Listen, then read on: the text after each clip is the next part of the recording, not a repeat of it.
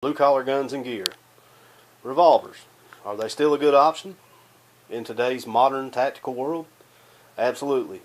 And I'm going to tell you why. Um, the simplest weapon makes the best tactical weapon, in my opinion.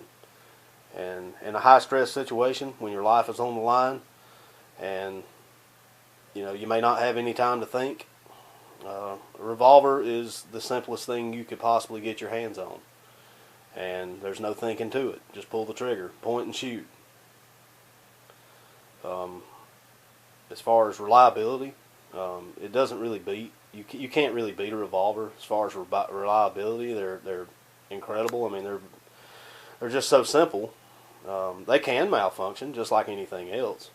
But if you hit a squib load or something or a bad primer, all you do is pull the trigger and the cylinder turns and you go to the next round. There's no magazines to deal with. They're all one piece. It's not two pieces like a semi-auto. They're one piece, and you don't have failure to eject. You don't have failures to feed. You don't have those types of problems. There's no tap rack. None of that kind of stuff.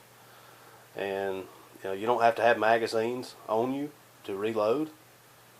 To full capacity, all you need is a speed loader, or you don't even need that. You can just have a handful of shells or a pocket full of shells. That's all you need. I mean, you can just throw, a pocket full of shells and go. And, they have their advantages and disadvantages. This is not a knock on semi-auto handguns. I own semi-autos and I like them a lot. I carry them every day, in fact. But I'm just trying to make a case for revolvers here and why they still have their uses. Less is more for me, and I think that the simpler, the better. And for most people, anyone can use a revolver. Anyone can figure it out. There's nothing to it. You open the cylinder and eject your rounds. You load your rounds and you close the cylinder, and that's it. My 93-year-old grandmother has a revolver. She knows how to use it. I mean, there's nothing to it. And they're pretty much universal. I mean, like a standard double-action revolver, they're all pretty much the same. So if you've seen one, you've seen them all. And that's another plus. There's no safeties. There's no nothing really to it. There's nothing to figure out. So if it's, if you have someone in your household who's not really trained on firearms or anything, and you could always hand them one of these, and there's nothing to it. All you do is point it and shoot it, and the loading and reloading is very simple, nothing to it.